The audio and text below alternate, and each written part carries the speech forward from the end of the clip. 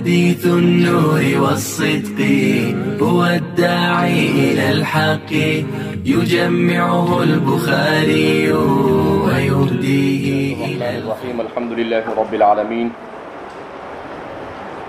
والعاقبة للمتقين والصلاة والسلام على سيد الأنبياء والمرسلين سيدنا وحبيبنا وحبيب رب العالمين محمد وعلى آله وأصحابه ومن هدى بهديه إلى يوم الدين.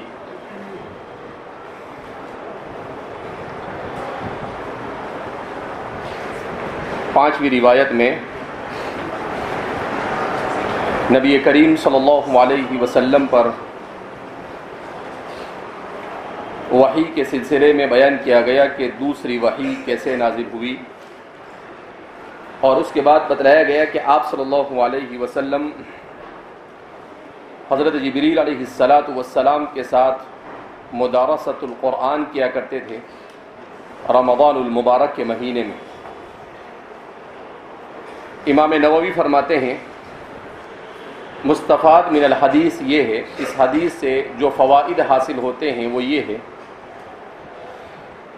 نمبر ایک، رمضان المبارک کی فضیلت معلوم ہوئی، اسی لیے حضرات متکلمین اور محققین متاخرین کے درمیان ایک بحث چھڑتی ہے کہ ایام اور اماکن کی فضیلت، زمان اور مکان کی فضیلت، یہ بذاتی ہی اس میں پائی جاتی ہے یا بذاتی ہی نہیں خارج سے آتی ہے؟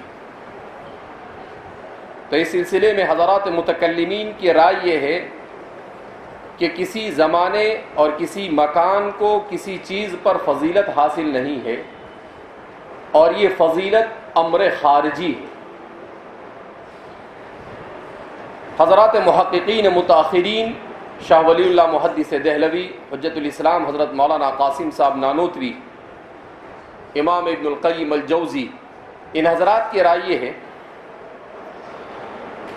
کہ ایام اور ازمینہ کی فضیلت یہ اس میں پائے جانے والے کسی واقعے کی وجہ سے ہوتی ہے۔ اسی لیے وہ فرماتے ہیں جیسے رمضان المبارک کی فضیلت اس میں قرآن کریم کے نزول کی وجہ سے، رمضان المبارک میں نبی کریم صلی اللہ علیہ وسلم کو نبوت کے ملنے کی وجہ سے، تو فرماتے ہیں کہ اس کا مطلب یہ ہوا کہ اس میں کوئی ایسا واقعہ، کوئی ایسا حادثہ پیش آتا ہے، اس واقعے اور حادثے کی وجہ سے اس کو فضیلت حاصل ہوتی ہے۔ تو امام نووی فرماتے ہیں اس سے یہ پتہ چلا کہ رمضان المبارک کا مہینہ یہ قرآن کریم کی تلاوت کے لیے سب سے بہترین مہینہ ہے، لہذا کثرت سے اس میں تلاوت قرآن ہونی چاہیے۔ دوسرا، اس بات کا علم ہوا، امام نووی فرماتے ہیں کہ صالحین کی زیارت وقتاً فوقتاً آدمی کو کرتے رہنا چاہیے، جیسا کہ حضرت جبریل نبی کریم صلی اللہ علیہ وسلم کی خدمت میں آیا کرتے تھے۔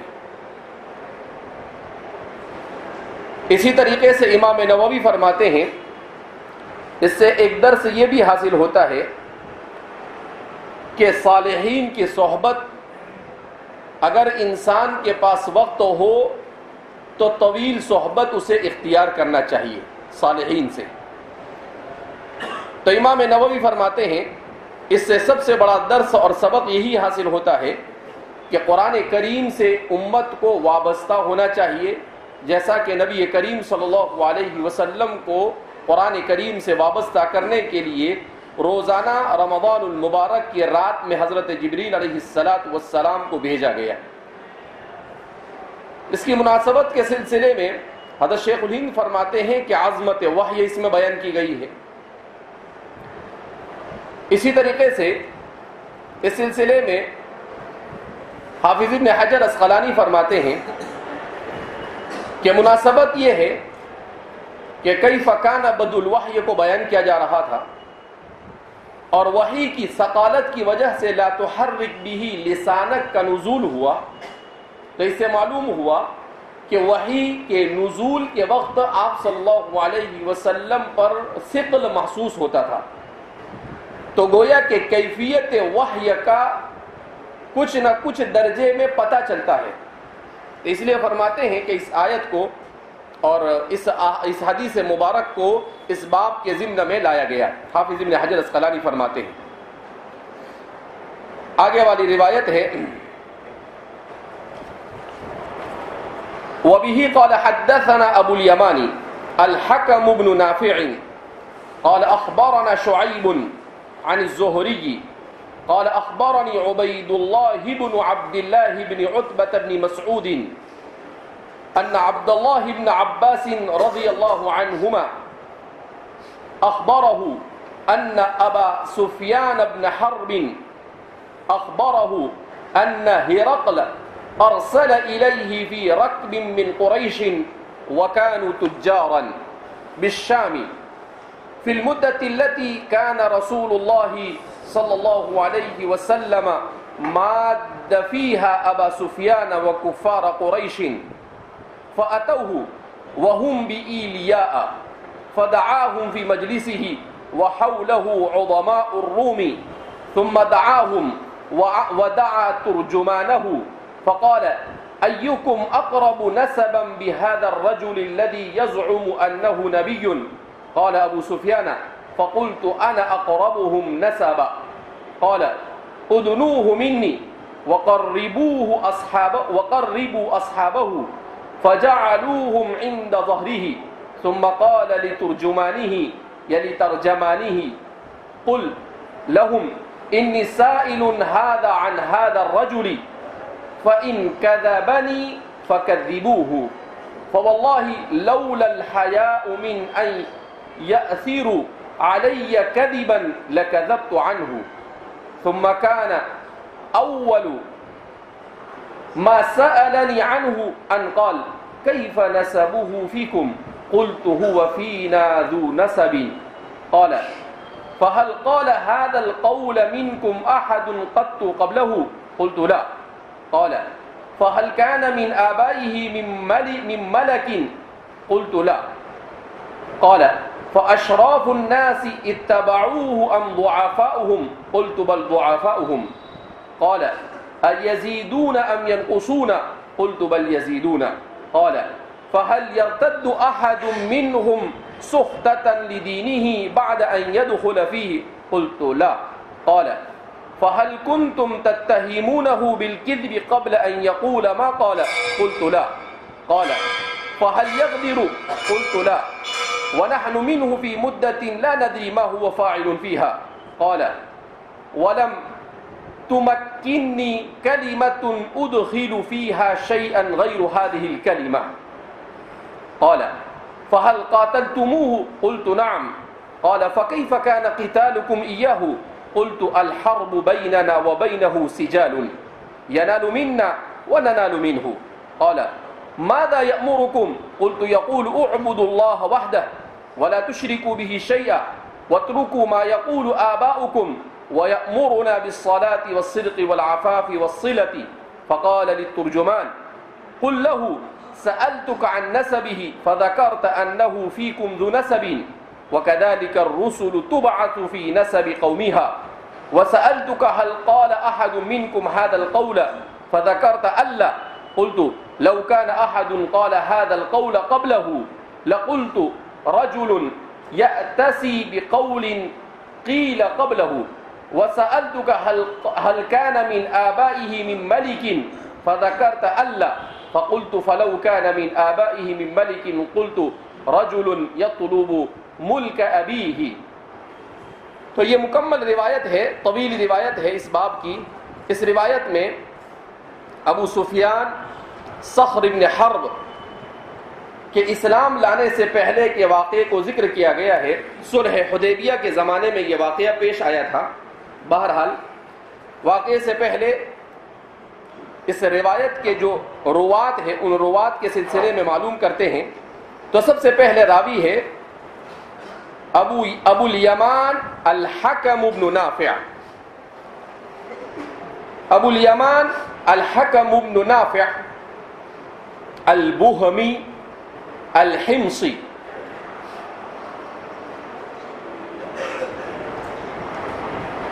ابو الیمان یہ ان کی کنیت ہے اور ان کا نام ہے حکم ابن نافع. ان کو حمصی کہا جاتا ہے. مدینہ حمص کے رہنے والے تھے جو ملک شام کا قدیم اور مشہور شہر ہے، جس کو حضرت عمر فاروق رضی اللہ تعالیٰ عنہ کے دور مسعود میں حضرت امین هذه الامہ حضرت ابو عبیدہ بن الجراح رضی اللہ تعالیٰ عنہ نے فتح کیا. یہ وہاں کے رہنے والے تھے، اس مناسبت سے ان کو الحمصی کہا جاتا تھا. اسی طریقے سے ان کو کہا جاتا تھا البحرانی. ابو یمان الحکم ابن نافع الحمصی البحرانی. یہ اصل میں آزاد کردہ غلام تھے ام سلمہ البحرانی کے. تو ام سلمہ البحرانی کی طرف نسبت کرتے ہوئے انہیں جس عورت نے انہیں آزاد کیا تھا اس عورت کی طرف نسبت کرتے ہوئے انہیں البحرانی کہا جاتا ہے. امام بخاری کے اساتذہ میں سے ہیں. ان کی وفات کے سلسلے میں دو باتیں بیان کی جاتی ہے. بعض حضرات نے بیان کیا کہ ان کا انتقال سن ہجری 222 میں ہوا اور بعض نے بیان کیا کہ سن ہجری 223 میں ہوا. 88 اور یا 85 سال کی عمر پائی آپ نے. قال اخبارنا شعیب، وہ فرماتے ہیں ہمیں شعیب نے بیان کیا. شعیب ابن ابی حمزہ، ان کے والد یہ کنیت سے مشہور تھے ابو حمزہ سے، جبکہ ان کا نام تھا دینار. تو اصل نام ہے شعیب ابن دینار یا شعیب ابن ابی حمزہ دینار. فرماتے ہیں صحاح ستہ میں شعیب ابن ابی حمزہ کے نام کے صرف یہ ایک ہی راوی. البتہ شعیب نام کے صحاح ستہ میں تقریباً 18 راوی گزرے ہیں جن کا نام شعیب ہے. شعیب ابن ابی حمزہ دینار القرشی عن الزہری. زہری سے مراد امام ابن شہاب زہری جنہیں مدون حدیث کہا جاتا ہے. حکم ابن دینار کے سلسلے میں، ابو الیمان کے سلسلے میں حضرات محدثین نے کہا ثقۃ، بعض حضرات نے کہا لا بأس بہ. البتہ شعیب کے سلسلے میں امام احمد ابن حنبل، یحییٰ ابن معین، امام ابن حجر اسقلانی اور دیگر تمام کے تمام محدثین نے کہا ثقۃ ثبت. بعض حضرات نے لکھا ہے شعیب کاتب الزہری، کہ یہ امام زہری کے کاتب تھے. بلکہ یحییٰ ابن معین فرماتے ہیں اثبت فی الزہری شعیب، کہ امام زہری کے تلامذہ میں سب سے زیادہ اگر ثبت کوئی راوی ہے تو وہ شعیب ہے. تو شعیب عن الزہری. قال اخبرني عبید اللہ بن عبد اللہ بن عتبہ بن مسعود، کہ مجھے عبید اللہ ابن عبداللہ ابن عتبہ ابن مسعود نے بیان کیا، جن کا ذکر اس سے پہلے والی روایت میں ہوا ہے. ان عبداللہ ابن عباس، کہ عبداللہ ابن عباس فرماتے ہیں اخبرہ ان ابا سفیان ابن حرب اخبرہ، کہ ابو سفیان ابن حرب نے انہیں بیان کیا. ابو سفیان ان کا نام ہے صخر بن حرب. یہ چھٹی پشت میں نبی کریم صلی اللہ علیہ وسلم سے ملتے ہیں. قریش کے ایک شاخ بنو امیہ سے آپ کا تعلق تھا. ابو سفیان صخر بن حرب یہ واقع فیل کے پیش آنے سے 10 سال پہلے پیدا ہوئے.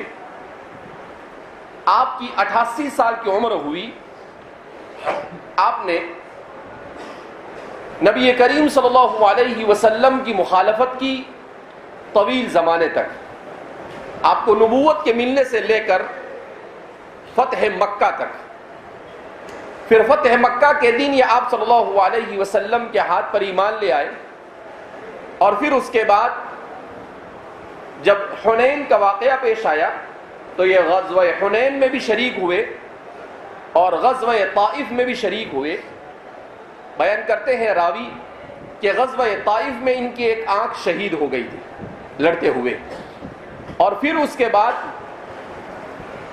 غزوہ یمامہ میں ان کی ایک آنکھ شہید ہو گئی تھی.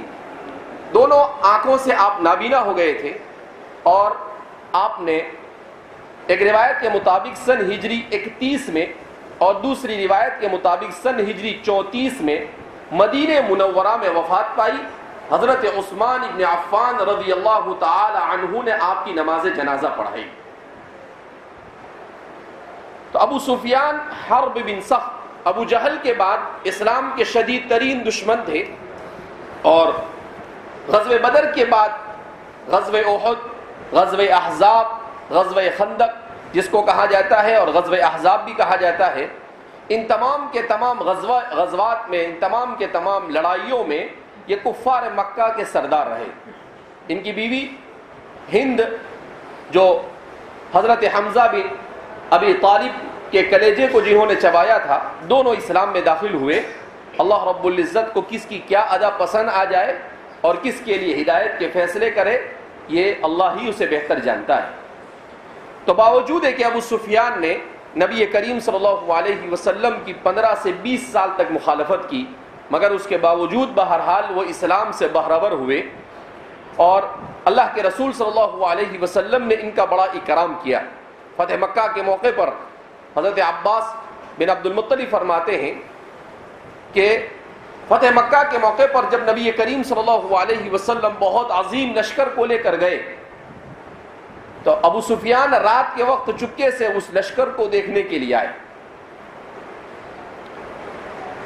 عباس کہتے ہیں میں نے ابو سفیان کو دیکھ لیا.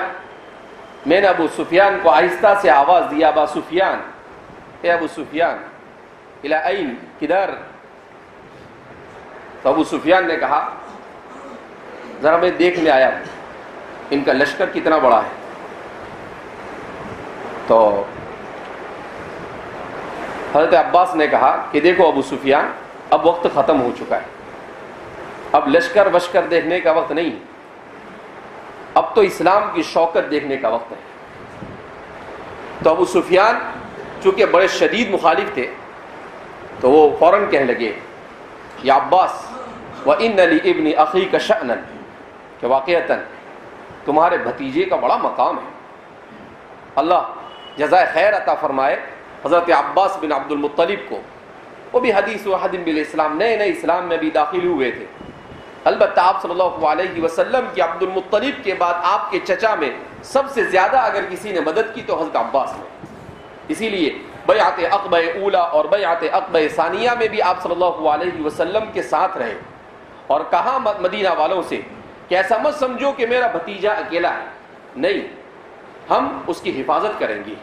اگر تم انہیں سنبھال سکتے ہو تو مدینہ کی دعوت دو، اگر تم نہیں سنبھال سکتے ہو تو کوئی حرج نہیں، ہم انہیں سنبھالیں گے، لیکن ہم اسی شرط کے ساتھ انہیں مدینہ آنے کی اجازت دیں گے کہ تم میں سے کوئی باقی نہ رہے. اگر اس لیے کہ تم انہیں لے جا رہے ہو اس کا مطلب یہ ہے کہ پوری دنیا کی دشمنی کو مول لے رہے، تو بعد میں تم یہ سوچو کہ انہیں اکیلا چھوڑ دو تو یہ نہیں چلے گا. تو ان لوگوں نے کہا نقاتل دونہ، کہ ان کے اوپر ہم اپنی جانوں کو قربان کر دیں گے. تو حضرت عباس بڑے ذہین و فطین بھی تھے. تو حضرت عباس نے جیسے ہی کہا تو حضرت عباس فوراً سمجھ گئے کہ ابو سفیان ابھی بھی ان کے دماغ کے اندر میں فطور ہے. تو انہوں نے فوراً، اللہ نے ان کے دل میں عجیب کلمہ ڈالا. انہوں نے کہا کہ ابو سفیان سے، یا ابا سفیان لیس شأن ابن عم، یہ میرے بھتیجے کی شان نہیں ہے.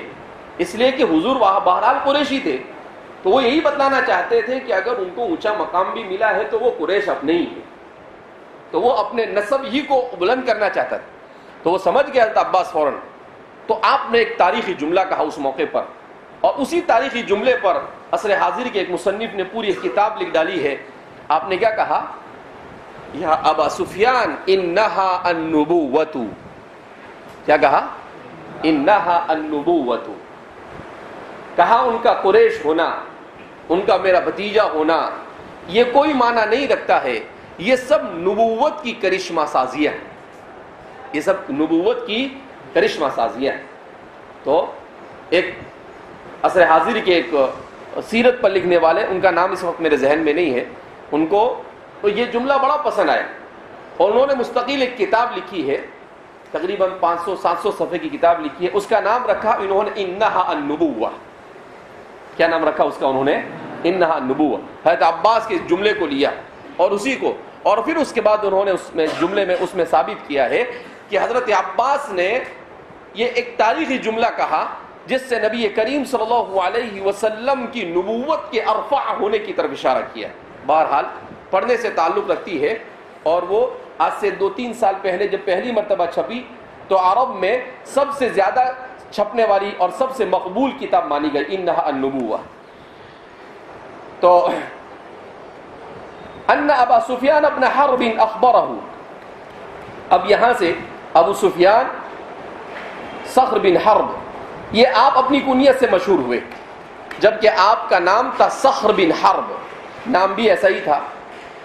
زمانے جاہلیت میں لوگ نام بھی ایسے ہی رکھتے تھے، صخر کے معنی چٹان اور حرب کے معنی لڑائی اور جنگ، یعنی چٹان اور وہ بھی بیٹا کس کا؟ لڑائی کا۔ تو اس طرح سے نام اللہ کے رسول صلی اللہ علیہ وسلم نے بعد میں صحابہ کو اس طرح کے نام رکھنے سے منع کیا کہ اچھے نام، ان احب الاسماء الی اللہ عبد اللہ و عبد الرحمن، کہ اللہ کو سب سے زیادہ پسندیدہ وہ نام ہے جس میں عبداللہ اور عبد الرحمن ہو۔ تو اس لیے فرماتے ہیں عبد کے ساتھ جو نام رکھے جاتے ہیں وہ اللہ کے نزدیک سب سے زیادہ پسندیدہ ہے۔ اس کے علاوہ حضرات صحابہ کے نام، حضرات تابعین کے نام، کیونکہ حضرات صحابہ کے نام بھی اس لیے کہ اگر کسی صحابی کے نام میں آپ صلی اللہ علیہ وسلم کوئی فطور پاتے تھے، کوئی زمانے جاہلیت کی بو پاتے تھے تو اسے بدلوا دیتے تھے۔ جیسے ایک صحابی آئے، ان کا نام تھا جمرہ، کیا نام تھا؟ جمرہ کہتے ہیں انگارے، اور وہ تھے بھی بہت غصے والے۔ تو آپ صلی اللہ علیہ بالکل نئے نئے اسلام میں داخل ہوئے، آپ صلی اللہ علیہ وسلم نے کہا انت لست بجمرہ، کہ آپ جمرہ نہیں بلکہ انت سہل، بلکہ تمہارا نام آج سے سہل ہوگا۔ تو ابھی نئے نئے اسلام میں داخل ہوئے تھے، تو کہا سمانی ابھی جمرہ، میرے باپ نے میرا نام جمرہ رکھا ہے، آپ کیسے بدلیں گے میرا نام؟ نئے نئے اسلام میں داخل ہوئے تھے۔ تو آپ صلی اللہ علیہ وسلم کو برا نہیں لگا، لیکن آپ صلی اللہ علیہ وسلم نے کہا کہ اگر تم جمرہ ہی اپنا نام رہنے دو گے تو تمہارے اندر جو صفت غضب ہے وہ ختم نہیں ہوگی اور تمہاری نسلوں سے بھی ختم نہیں ہوگی۔ تو صحابی فرماتے ہیں بعد میں جب ان کو احساس ہوا تو کہنے لگے کہ واللہ اخطأت، قسم بخدا مجھ سے بڑی غلطی ہو گئی۔ کہا اس کا میرے اندر بھی باقی رہا اور ان کی نسلیں زمانے تک کہتی رہی کہ اس غصے کا اثر ہم سب میں بھی منتقل ہوتا رہا۔ تو اللہ کے رسول صلی اللہ علیہ وسلم فرماتے تھے کہ واقعتاً انسان کا نام اچھا ہونا چاہیے، اسی لیے بچوں کے جو حقوق ہے کس کے اوپر؟ باپ پر۔ عام طور پر لوگوں کو یہ معلوم ہوتا ہے کہ باپ پر کیا حق ہے، یعنی باپ کا کیا حق ہے بیٹوں پر، لیکن بیٹوں کے بھی باپ پر حقوق ہوتے ہیں۔ تو ان حقوق کے سلسلے میں بیان کیا جاتا ہے بنیادی طور پر 3 حق ہوتے ہیں بیٹے کے باپ پر۔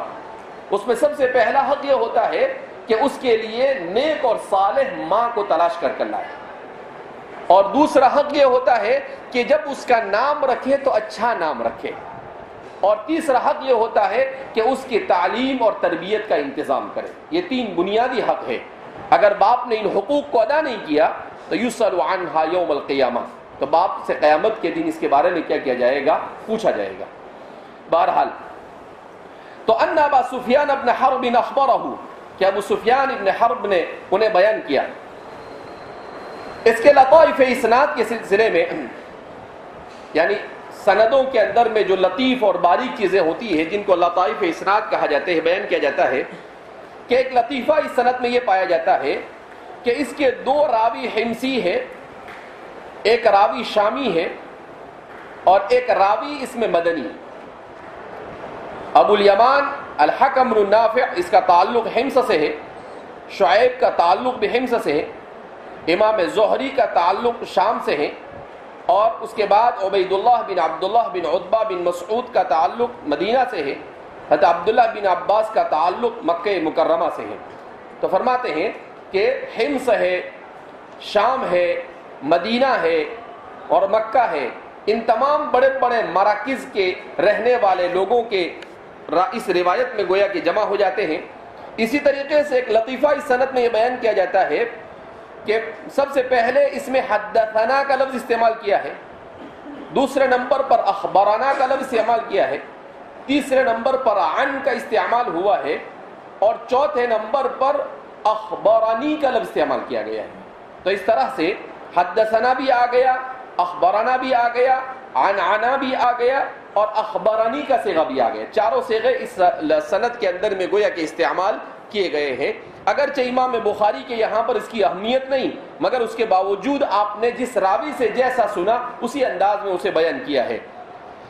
اسی طریقے سے اس حدیث کے سلسلے میں بیان کیا جاتا ہے کہ حضرت ابو سفیان صخر بن حرب کی یہ واحد روایت ہے جس کو امام بخاری نے نقل کیا ہے حضرت عبداللہ بن عباس سے، اس کے علاوہ اور کوئی روایت ان سے منقول نہیں ہے۔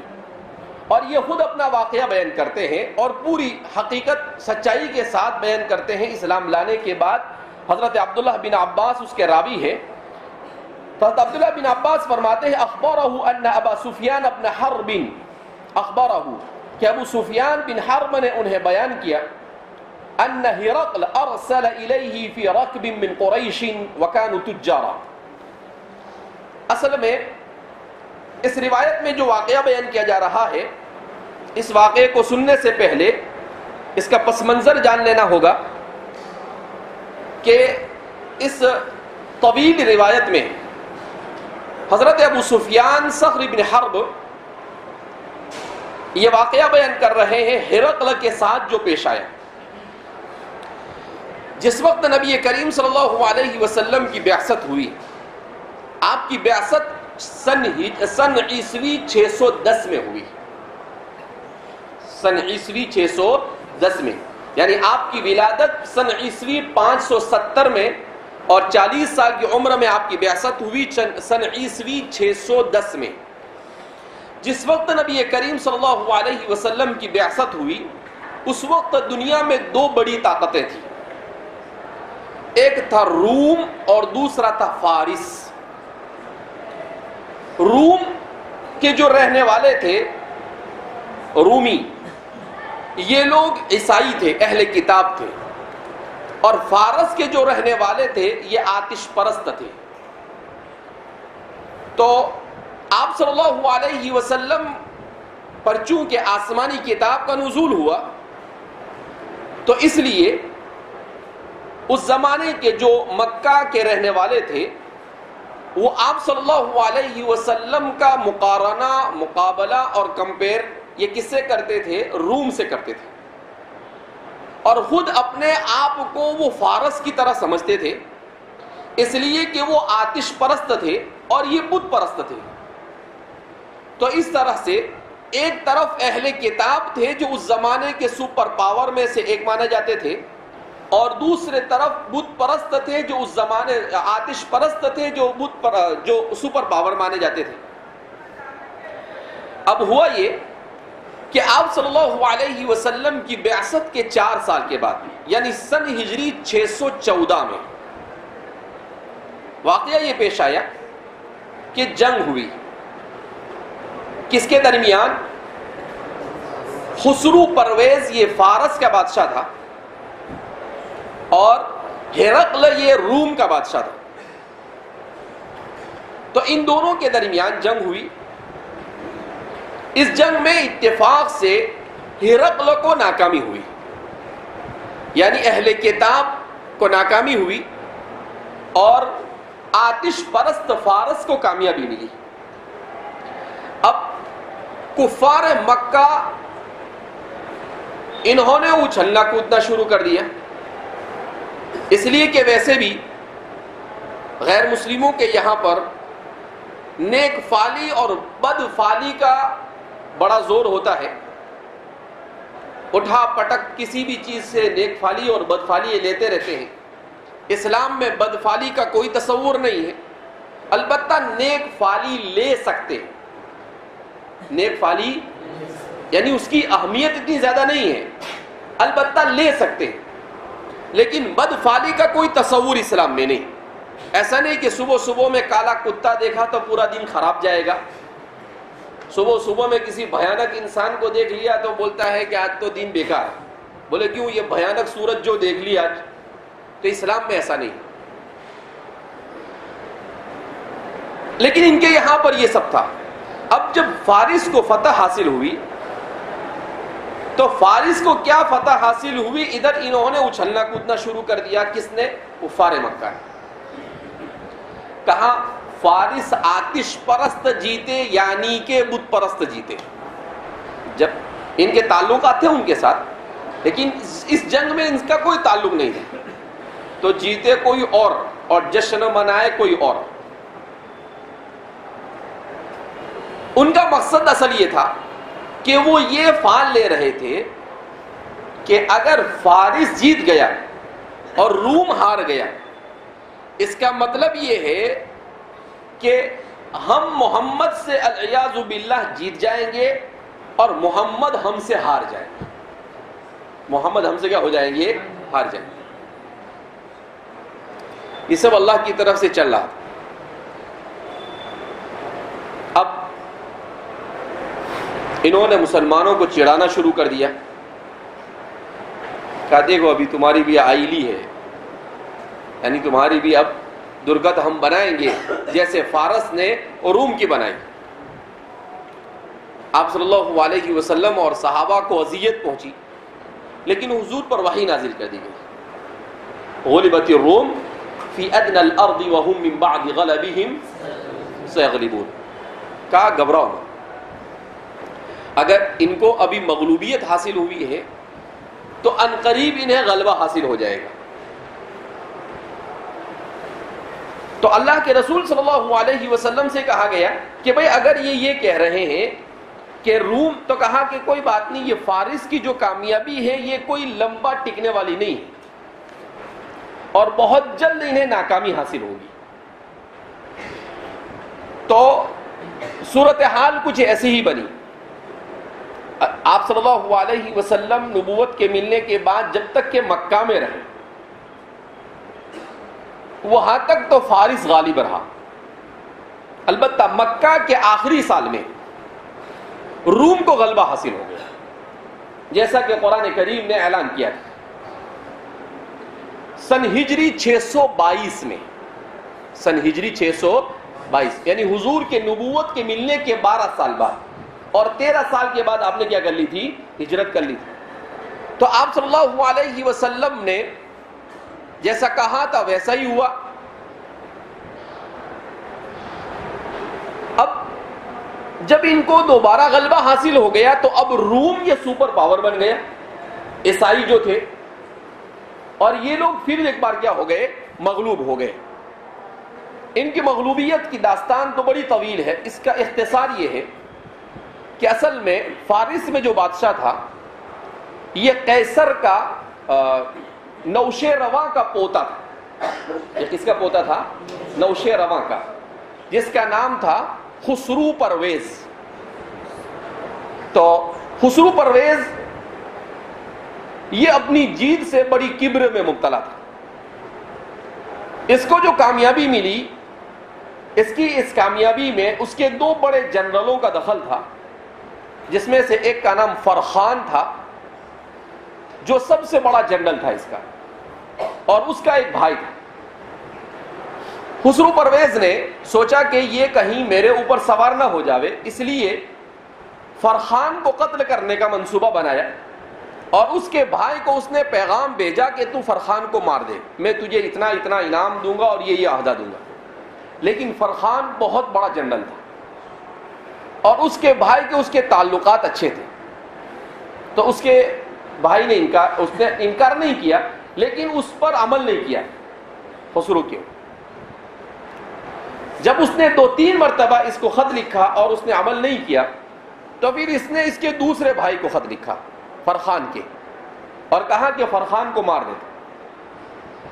یہ اس کا دوسرا بھائی بھی اس سے بڑے اچھے تعلقات رکھتا تھا، ایک بار خط لکھا تو خاموش، دوسری بار خط لکھا تو خاموش رہا۔ پھر اس کے بعد یہ فرخان کے پاس پہنچ گیا اور فرخان سے کہا کہ دیکھو یہ تمہیں مارنے کا خط لکھ کر میرے پاس آیا ہے۔ فرخان کو آیا غصہ، اس نے کہا کہ اسے کامیابی ہم نے دلائی اور ہمیں مارنے کے چکر میں ہے۔ اس نے کیا کیا، فوج کو جمع کیا اور خسرو پرویز پر حملہ کر دیا، اس کو اور اس کے 18 بیٹوں کو اس کے سامنے قتل کر دیا۔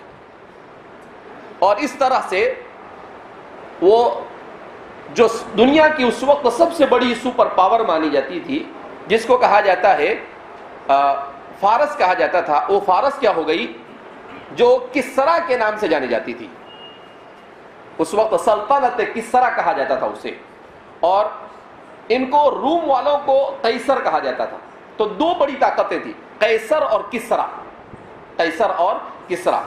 نوشیرواں یہ فارس کا تھا، آتش پرست تھا، لیکن آدمی اچھا تھا۔ اس کی بڑی تعریف کی ہے کریمہ میں عدل کو بیان کرتے ہوئے نوشیرواں کی، کس نے؟ شیخ سعدی شیرازی نے۔ لیکن اس کے بیٹے کے بعد اس کے جو پوتے وغیرہ تھے یہ اچھے نہیں تھے۔ بہرحال اب یہ پوری، اب اس کے بعد جو غلبہ حاصل ہوا تو کس کو حاصل ہو گیا؟ قیصر کو۔ اور قیصر کا جو بادشاہ ہے ہرقل، اسی لیے کہتے ہیں کہ فرخان نے کیا کیا، ہرقل سے تعلق، ہرقل یہ بھاگ گیا تھا قسطنطنیہ، جس کو اس وقت استنبول کہا جاتا ہے، جس کا اصل نام ہے اسلامبول۔ اس کا اصل نام کیا ہے؟ اسلامبول۔ لیکن پچھلی صدی میں ایک ملعون گزرا ہے ہماری اسلامی تاریخ کا، جس کو اتاترک کہا جاتا ہے۔ اس کا نام بھی نہیں بولنا چاہیے، مصطفیٰ کمال اتاترک ہے، تو اس کو میں بولتا ہوں مذموم زمال اتاترک ہے۔ تو یہ اس خبیث نے اس نام کو اسلامبول سے استنبول کر دیا۔ اس کو مسجدوں کا شہر کہا جاتا ہے، دنیا میں سب سے زیادہ اذانیں یہاں پر ہوتی ہیں استنبول میں۔ تو یہ اتنا خبیث آدمی تھا کہ صرف اس لیے کہ اذان بہت زیادہ ہوتی تھی اور اس کے کان میں اس کی آواز آتی تھی، اس نے استنبول کو چھوڑ کر انقرہ نیا شہر آباد کیا اور اس کو کیپٹل بنا دیا، اور یہ کہا تھا کہ اس شہر میں ایک بھی مسجد نہیں بنے گی۔ میں ابھی گیا تو ہمارے ایک ترکی دوست بتا رہے تھے کہ اللہ کا کرنا ایسا کہ اس شہر میں بھی 400 مسجدیں بن گئی۔ انقرہ میں بھی کتنی مسجدیں بن گئی؟ کہا 100 سال میں مولانا 400 مسجدیں بنی یہاں پر۔ یریدون لیطفئوا نور اللہ بافواہہم واللہ متم نورہ ولو کرہ الکافرون۔ تو ہرقل سے اس نے فرخان نے رابطہ کیا، اور ہرقل چونکہ بھاگ گیا تھا، اس کے سب بیٹوں کو مار دیا تھا اس زمانے میں، تو ہرقل نے اس کا ساتھ دیا فرخان کا، اور اس طریقے سے انہوں نے فارس کا کام تمام کیا۔ تو فارس کے کام کے تمام ہونے کے ساتھ ساتھ یہ کسرا کی پوری طاقت کیا ہو گئی؟ ختم ہو گئی، اور قیصر کو غلبہ حاصل ہو گیا۔ تو اب قیصر کو جب غلبہ حاصل ہوا تو یہ ہو گیا سپر پاور۔ اب یہ ابو سفیان کا اسی کے ساتھ واقعہ پیش آیا، جس واقعے کو اس حدیث میں کیا کیا جا رہا ہے؟ بیان کیا جا رہا ہے۔ تو فرماتے ہیں کہ اخبرہ ان ہرقل ارسل الیہ فی رکب، کہ ہرقل نے ان کی طرف جس وفد میں وہ گئے تھے قریش کے، تاجر بن کر ایک آدمی کو بھیجا۔ یہ لوگ تجارت کے لیے ملک شام جایا کرتے تھے، اور ہرقل کا دار السلطنت یہ ملک شام میں کیا تھا؟ واقع تھا۔ تو فی المدت التي كان رسول اللہ صلی اللہ علیہ وسلم باد فیہا، اس مدت میں جس میں آپ صلی اللہ علیہ وسلم نے صلح حدیبیہ کی مدت دے رکھی تھی، یعنی صلح حدیبیہ ہوئی تھی۔ ماد فیہا کا مطلب مدت دینا، مہلت دینا۔ جیسا کہ آپ جانتے ہیں کہ نبی کریم صلی اللہ علیہ وسلم عمرے کے لیے تشریف لا رہے تھے۔ غزوہ احزاب کے بعد غزوہ خیبر ہوا، اور غزوہ خیبر کے بعد آپ تشریف لا رہے تھے، تو کفار مکہ نے آپ کو عمرے سے روک دیا۔ جب آپ صلی اللہ علیہ وسلم کو عمرہ سے روک دیا گیا تو اس وقت صلح حدیبیہ پیش آئی، اور صلح حدیبیہ صحابہ نہیں چاہتے تھے وہ صلح، کیونکہ مسلمان طاقتور ہو چکے تھے. صحابہ یہ چاہتے تھے کہ ان لوگوں سے لڑ لیا، لیکن حضور نے اس وقت جنگ اس لیے نہیں کی کہ اس وقت آپ صلی اللہ علیہ وسلم اور صحابہ احرام میں تھے. ایک تو مکہ مکرمہ یہ بلد الحرام، دوسرا آپ خود تمام کے تمام صحابہ اور حضور احرام میں تھے. اس حالت میں لڑتے تو ظاہر سی بات ہے یہ تأثر جاتا لوگوں کو کہ انہوں نے نہ تو مکان مقدس کی رعایت کی اور نہ حلیہ مقدسہ کی رعایت کی. تو اس لیے آپ صلی اللہ علیہ وسلم نے وہاں پر جنگ کو ٹال دیا. انہوں نے جو شرطیں رکھی وہ تمام کے تمام شرطیں مسلمانوں کے خلاف تھی، مگر اس کے باوجود حضور نے ان کی تمام شرطوں کو کیا کر لیا؟ تسلیم کر لیا.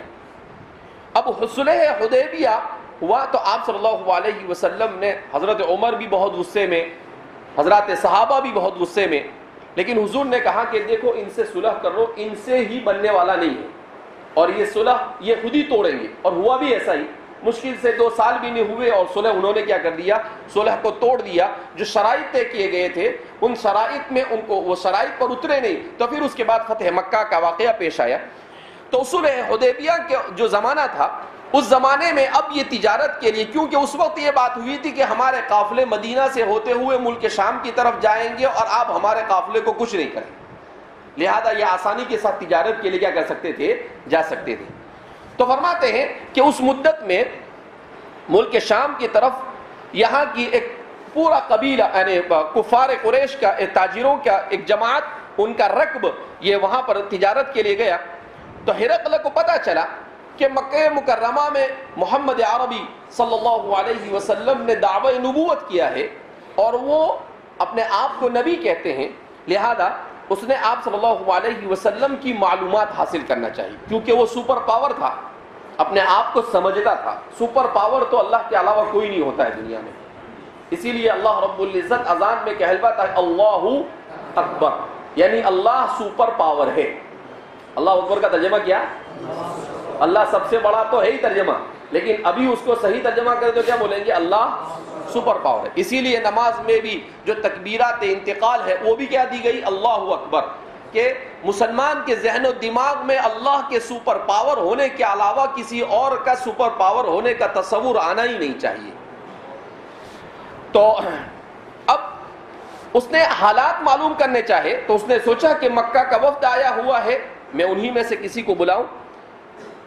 التي كان رسول الله صلی اللہ علیہ وسلم ماد فيها ابا سفیان، جس میں آپ صلی اللہ علیہ وسلم نے ابو سفیان کو مہلت دے رکھی تھی، وکفار قریش، اور کفار قریش کو بھی.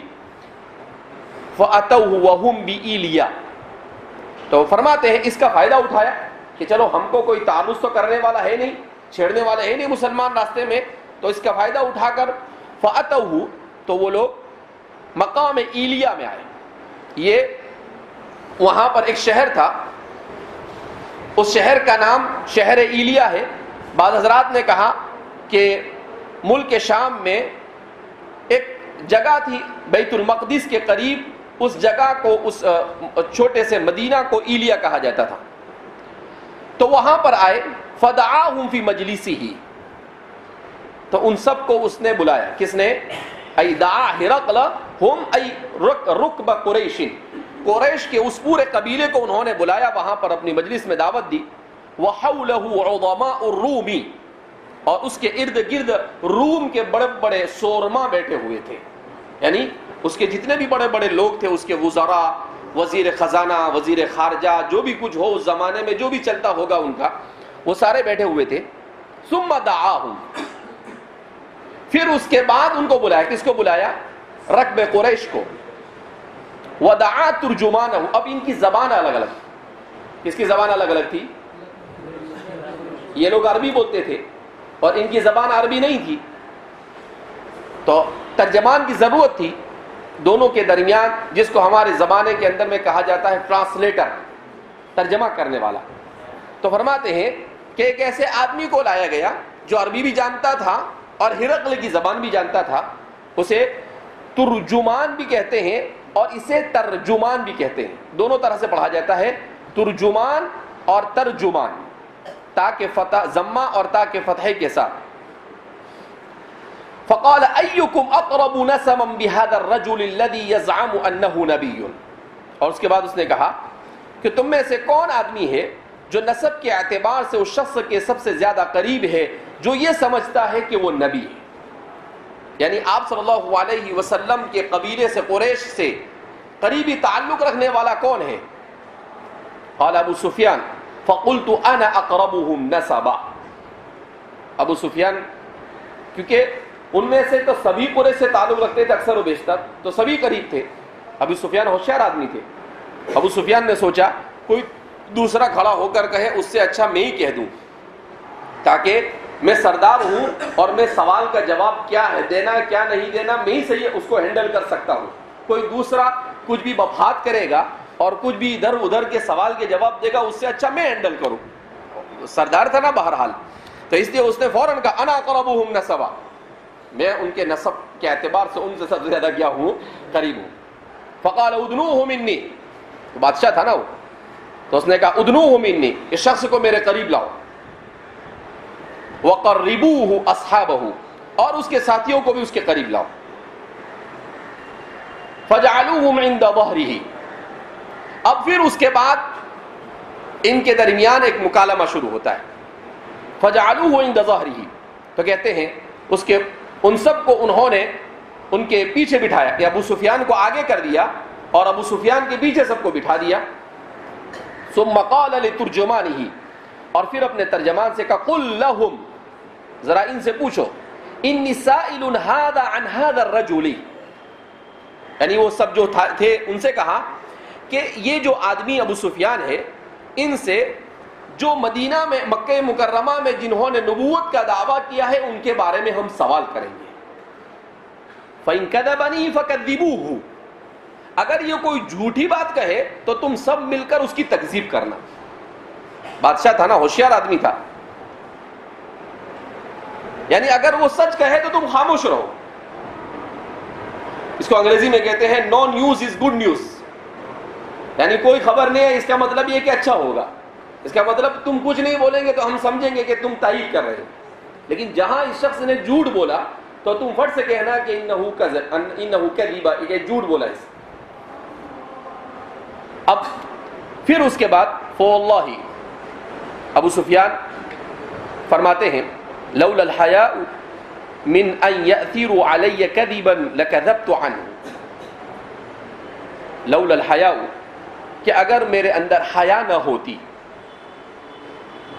ان یأثروا علی کذبا، کہ میری طرف کسی جھوٹ کی نسبت کی جائے، لکذبت عنہ، تو میں اس موقع کا فائدہ اٹھا کر ضرور جھوٹ بولتا.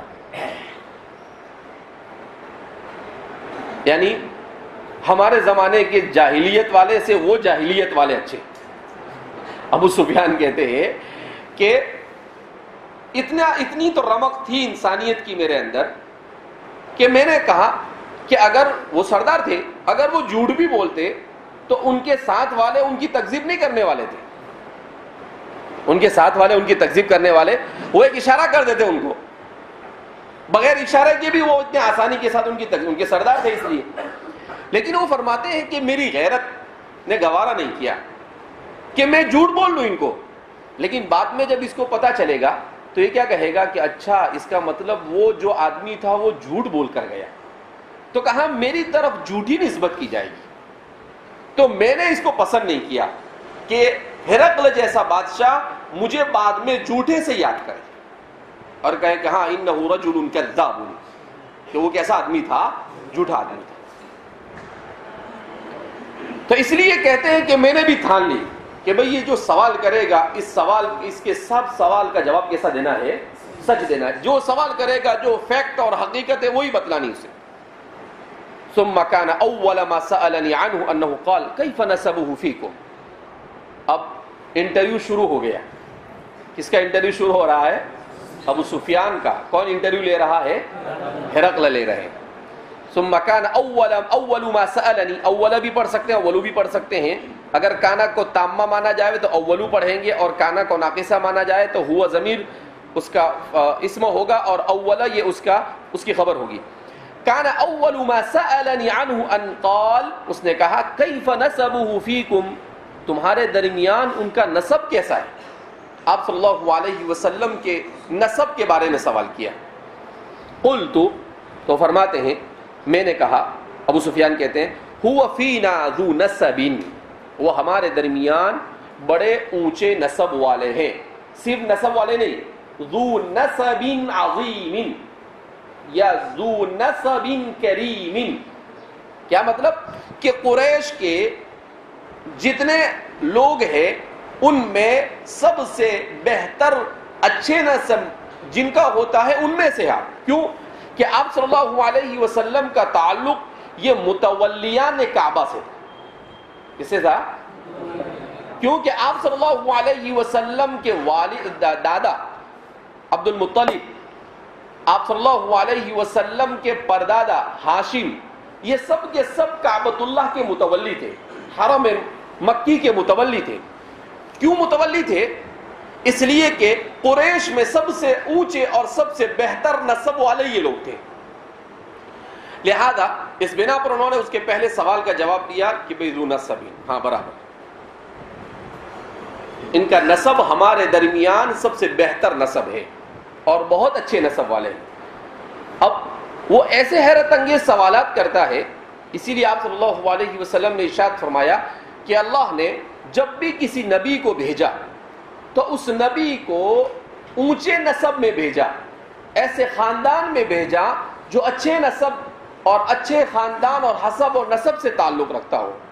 اسی طریقے سے اللہ رب العزت نے نبی کو بھیجا، اس نبی کو کسی عیب یعنی جسمانی طور پر بھی اس میں کوئی عیب نہیں ہوتا تھا، تو نبی جسمانی اور نسبی عیوب سے محفوظ رہتا ہے اور معصوم ہوتا ہے، لہذا روحانی عیوب سے بھی کیا ہوتا ہے؟ وہ محفوظ ہوتا ہے۔ تو نبی اللہ رب العزت اس کو ہر اعتبار سے محفوظ، کیوں؟ اس لیے کہ نسب کا رذیل ہونا یہ انسان کے لیے اگر وہ داعی بنتا ہے تو اس کے لیے اثر انداز ہوتا ہے، اور خاص طور پر جس زمانے میں آپ صلی اللہ علیہ وسلم کی بعثت ہوئی اس زمانے میں حسب اور نسب کو بہت دیکھا جاتا تھا، تو اب آپ صلی اللہ علیہ وسلم کو اگر کسی نیچے خاندان سے بھیج دیا جاتا تو آپ کی جتنی مخالفت ہوئی اس سے زیادہ شدید مخالفت ہوتی۔ تو چونکہ اللہ رب العزت کے نزدیک بھی انسان کو مؤثر داعی بنانے کے لیے جس طرح کے حالات کی ضرورت ہوتی اللہ نے ان حالات کی رعایت کی، لہذا آپ صلی اللہ علیہ وسلم کو بھی قریش کے سب سے اونچے خاندان میں آپ کو کیا کیا تھا؟ پیدا کیا گیا۔